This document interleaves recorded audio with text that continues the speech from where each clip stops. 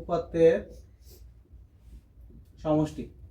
সমষ্টি লিখে এটা তো গাণিতিক গড় নির্ণয় করবো, সমষ্টি লিখে সমান চিহ্ন দিব। দেওয়ার পরে দেখো তো প্রথম উপাত্ত আছে কত 40 যোগ তারপর আছে কত 41 যোগ কত 45 না 45, এভাবে 20টা যে কয় পর্যন্ত আছে সবগুলো আমরা একটু লিখি এভাবে। তারপরে কত আছে 18, তারপরে কত আছে দেখো তো 41, তারপরে যোগ কত 20 যোগ 45 যোগ কত 41, তাই তো। তারপরে যোগ আছে কত 45, তারপরে যোগ 25 যোগ কত 20 যোগ 40 যোগ কত আছে 18 যোগ 20 যোগ 45 যোগ 47, তারপরে কত আছে দেখো তো যোগ 48 যোগ কত 48 যোগ কত 49।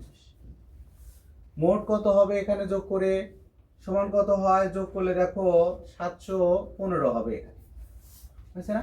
আমরা এই কয়টা সংখ্যাকে আমরা কি করলাম এভাবে যোগ দিয়ে লিখবো। আমার উদ্দেশ্যটা হচ্ছে গাণিতিক গড় নির্ণয়। উদ্দেশ্যটা কি গাণিতিক গড় নির্ণয়, গাণিতিক গড় নির্ণয়। উদ্দেশ্য হচ্ছে কি গাণিতিক গড় নির্ণয়। আমরা এভাবে সমষ্টিটা বের করব, করার পরে আমরা জানি লিখবো। আমরা জানি, আমরা কি জানি গাণিতিক 19 লেখা নাই 19 লিখছি তো শেষে 49, তারপর ও আচ্ছা 19 আছে শেষে 19। তাহলে কয়টা 1 2 3 4 5 6 7 8 9 10 11 12 13 14 15 16 17 18 19 20। হ্যাঁ এখন ঠিক আছে। গাণিতিক গড় সমান আমরা কি জানি মোট উপাত্ত সমূহের সমষ্টি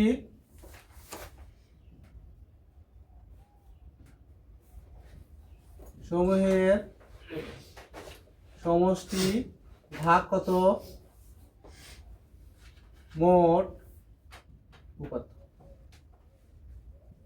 তাহলে আমার এখানে মোট উপাত্ত সমূহের সমষ্টি কত আসছে 715, আর আমার মোট উপাত্ত কয়টা ছিল 20টি, কিন্তু 20 জন শিক্ষার্থী না, গণসংখ্যা ছিল কত 20, বা মোট উপাত্ত ছিল কয়টি 20টি, আর উপাত্ত সমূহের সমষ্টি কত ছিল 715। এখন ভাগ দাও তো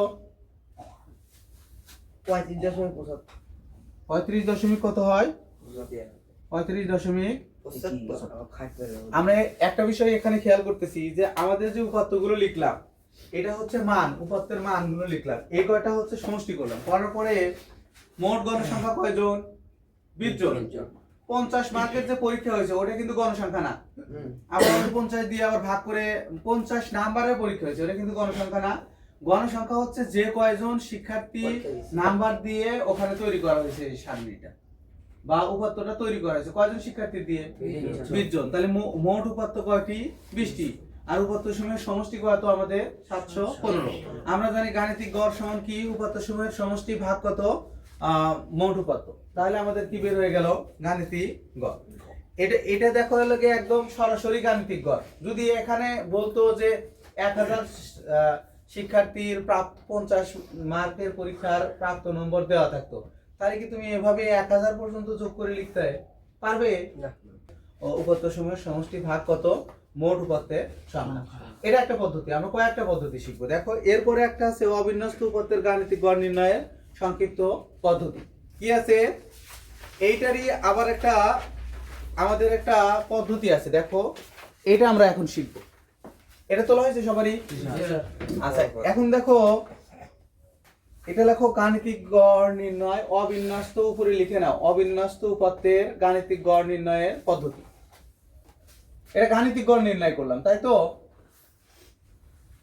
এটাতে কিন্তু উপাত্ত বিন্যস্ত নাই। এখন শিখবো আমরা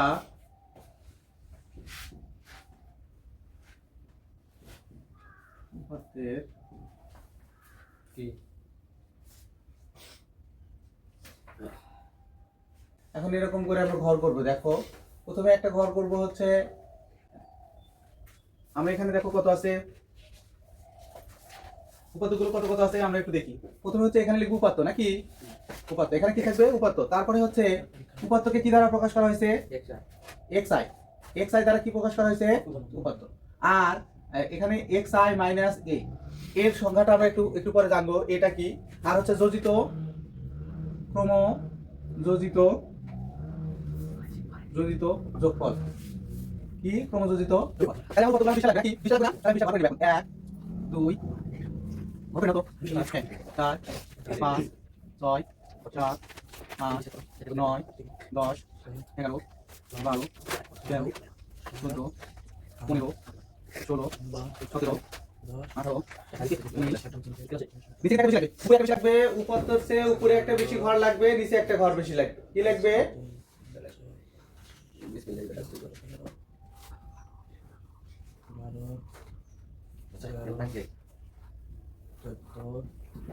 এটা হচ্ছে আনুমানিক ঘর।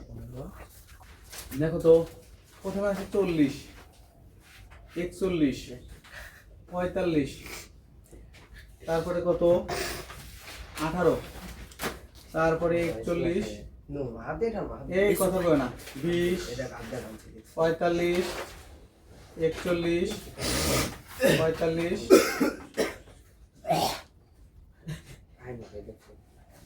25 20 40 18 তারপরে কত 45 47 48 একটু লিখে নাও।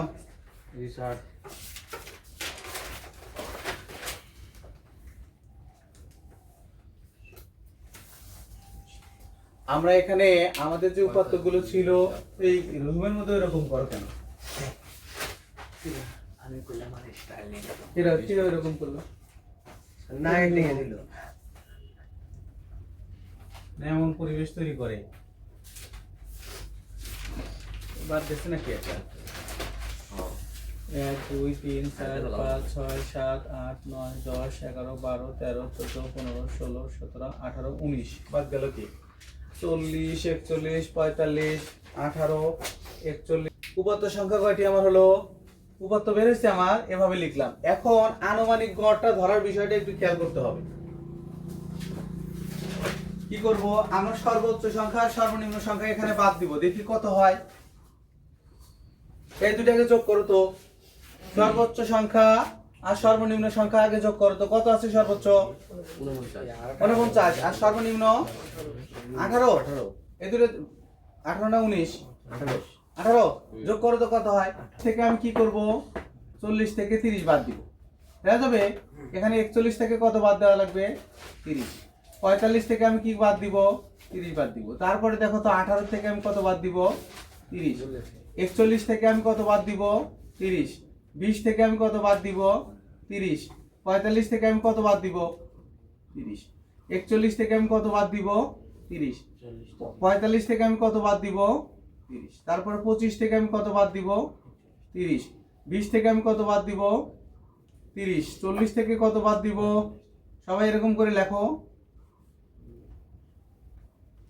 45 থেকে বাদ দিব হচ্ছে 30 47 থেকে আমি বাদ দিব হচ্ছে 30 48 থেকে বাদ দিব আমি 30 তারপরে 48 থেকে বাদ দিব আমি কত 30 49 থেকে বাদ দিব কত 30 19 থেকে বাদ দিব কত 30 20 থেকে বাদ দিব কত দিছি। এখন বিয়োগফল এই 40 থেকে 30 বাদ দিলে কত হয় 10 আচ্ছা এটা এখানেই লিখতে হবে লেখা যাবে। আমরা একটু এখানেই লিখি কত কত হয় এটা একটু এদিকে সরাই লিখি 18 মাইনাস কত 30 সমান 20 40 18 এটা হলো গিয়ে কত 45 মাইনাস 30 এর একটু আমরা সরাই লিখি 47 মাইনাস কত 48 মাইনাস কত 30 তারপরে হচ্ছে 48 মাইনাস কত 30 এটা 49 মাইনাস কত 30 19 মাইনাস কত 30 আর এটা কত 20 মাইনাস 30 হয়েছে? দেখা যায় তাহলে বিয়োগ করো তো, এই 40 থেকে 30 বাদ দিলে কত থাকে? 10। 41 থেকে 30 বাদ দিলে 11। 45 থেকে 30 বাদ দিলে 15। 30 থেকে 18 বাদ দিলে কত হয়? -12। তাই তো? তারপরে হচ্ছে 41 থেকে 30 বাদ দিলে 11। হ্যাঁ, তারপরে দেখো তো -10। তারপরে হ্যাঁ 15। তারপরে 11। তারপরে 15। এটা কত হবে? -5। এটা -10। তারপরে এই 10 আচ্ছা 15, ওটা আমরা নিচে লিখছি। তারপরে কত আছে? 10। তারপরে 18 থেকে 30 বাদ দিলে কত হয়? -12। তারপরে 15 নাকি? তারপরে কত? 17। তারপরে হচ্ছে লেগে 18। 18। তারপরে কত? 49 থেকে 30 বাদ দিলে কত? 19। আর হচ্ছে ওই 30 আর 19 বাদ দিলে কত হয়?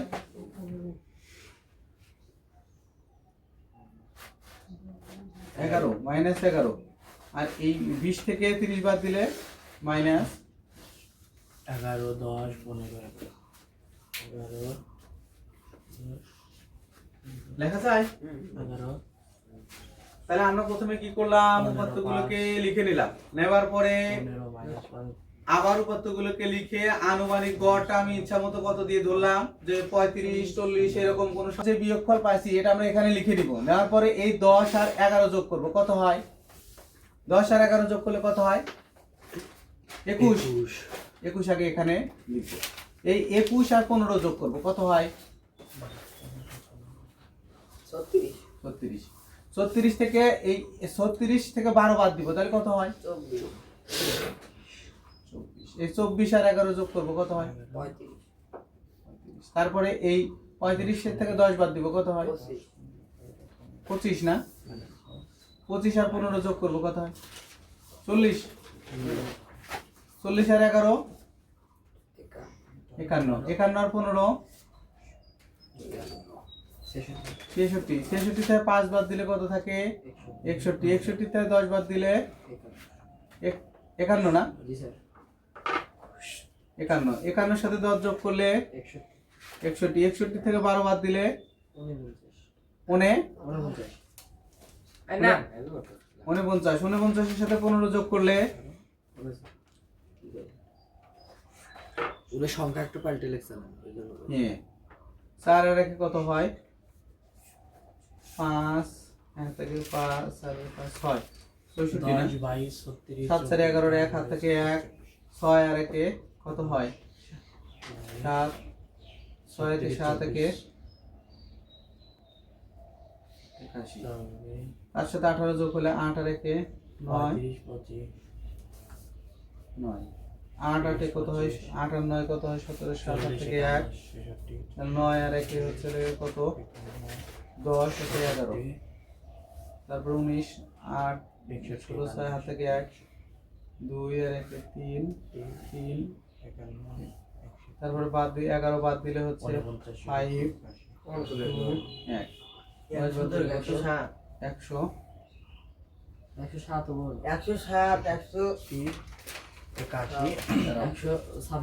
প্রথমটা আগে লিখে নিবে।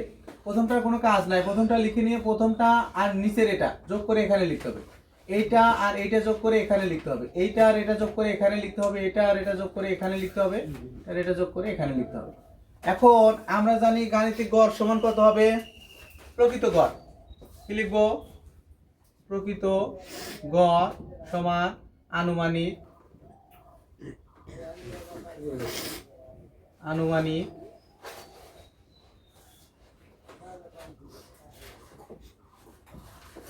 গড় যোগ কত? ও আচ্ছা, যোজিত গড়ের একটু এই যে কত মোট যোজিত সংখ্যা ভাগ কত ঘন। দেখো তো এই সূত্রটা একটু লিখে নাও তো। বইয়ের উপরে আর যোগ বইয়ের উপরে, যোজিত- হ্যাঁ? হ্যাঁ বইয়ের উপরে লিখে নাও, বা বইয়ের ওই ওখানে অঙ্কটা দেখে আমি ধরছি কত 30 যোগ যোজিত সংখ্যার কত 115, তাই তো। আর মোট গণসংখ্যা আমার কত ছিল 20। মোট ঘর। 20 দ্বারা এটাকে ভাগ করলে কত হয় 30 যোগ 20 দ্বারা ভাগ করলে কত হয় এখানে 5.75। এটা যোগ করলে কত 35.75। দেখো আমার আগে যে গাণিতিক গড় বের করছিলাম কত আসছে এটি বললে একটু সংক্ষিপ্ত পদ্ধতি। 35.75। এটাও কিন্তু 35.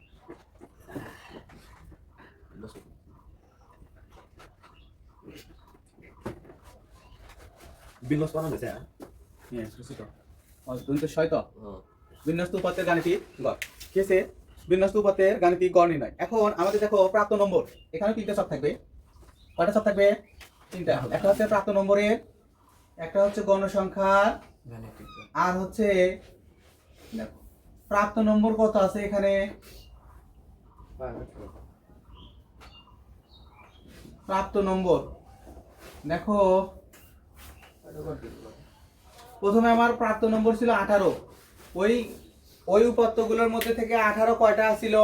18 ছিল দুইটা।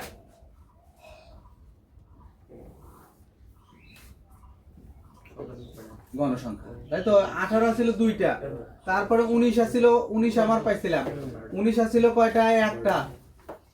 20 ছিল কয়টা দেখো তো? 20 ছিল তিনটা। তারপরে 25 ছিল কয়টা? 25 একটা। 40 কয়টা ছিল? 40 দুইটা ছিল। 41 কয়টা ছিল? 41 ছিল তিনটা। তারপরে 45 ছিল কয়টা?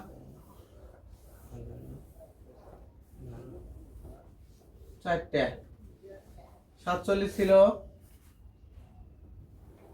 47 ছিল কয়টা? একটা।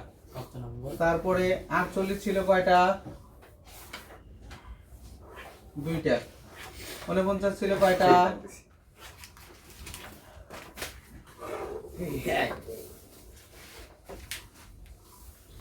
প্রাপ্ত নম্বর। কিভাবে বুঝলাম? মানে বুঝুনি, আমাদের উপাত্তগুলোর মানগুলো কত কত ছিল একটু আমরা দেখি এখানে। এই যে 40 41, তাই তো। তারপরে কত ছিল দেখো 45। তারপরে কত ছিল 18। তারপরে আসছিল কত 41। তারপরে আসছিল কত 20। 20 তারপরে কত ছিল 45। তারপরে কত ছিল 41। তারপরে আসছিল 45। তারপরে আসছিল কত 25। 25 তারপরে আসছিল কত 20। 20 তারপরে আসছিল কত 40। তারপরে আসছিল কত 18। দেখো তো 18। তারপরে আসছিল কয়টা 20। তারপরে আসছিল কত 45। তারপরে আসছিল কত 47। কত ছিল 47। তারপরে আসছিল কত 48। 48 লিখছি 48। তারপরে কত আসছিল 48। তারপরে কত আসছিল 49। দেখো তো 49 কোথাও লিখছি?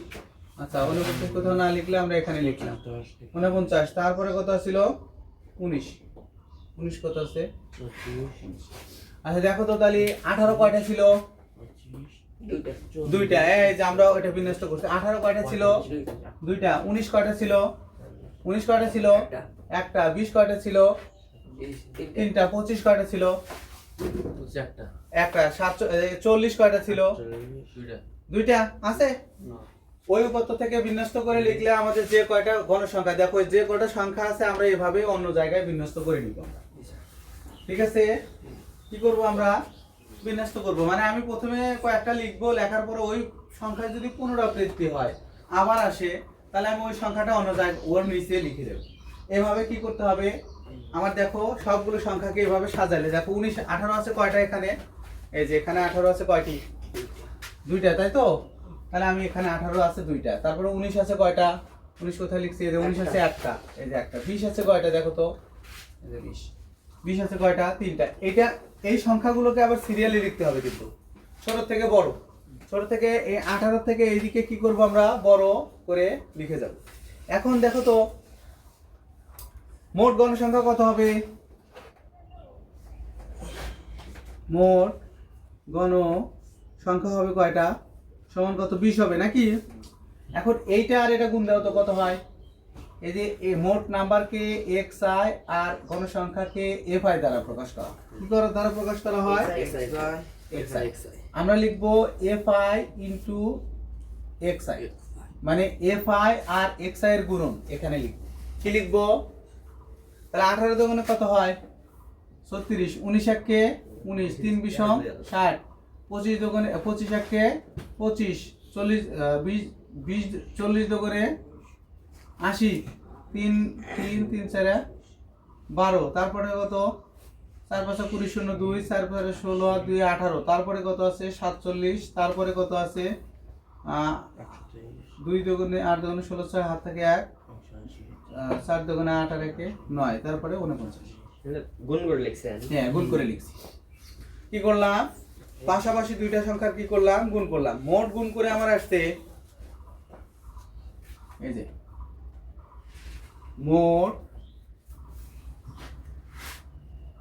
সমান সামেশন অফ, তুমি যে কোনো একটা লিখতে পারো, মোট লিখতে পারো। মোট কত হয়? 715। তাহলে আমরা এখন অতএব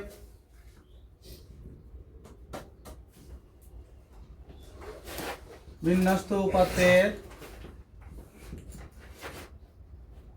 গাণিতিক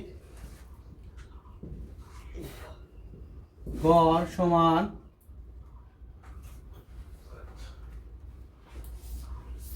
এটা কি fi, তাই তো? fi fi xi এর সমষ্টি ভাগ কত? মোট গণ সংখ্যা, তাই তো? তাহলে fi আমাদের 715 ভাগ কত? এই যে মোট গণ সংখ্যা কত ছিল? 20। তাহলে আমরা করলে হিসেব করলে কত আসবে আমাদের? 35.75।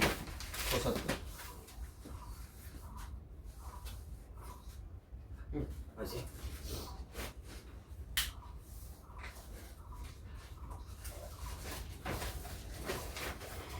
কি হয়েছে?